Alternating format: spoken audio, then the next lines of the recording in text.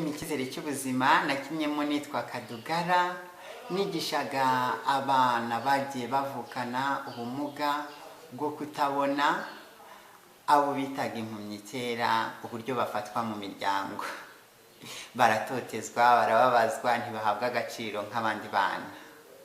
Naho muri Icyizere, naho mu yitwa Inzira Ndendeho nakinaga ndi umukozi wo mu rugo.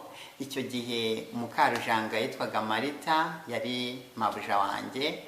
Aho ngaho nahakinaga garagaza uko abakozi bo mu rugo bagenda bitwara mu buzima bwa buri munsi.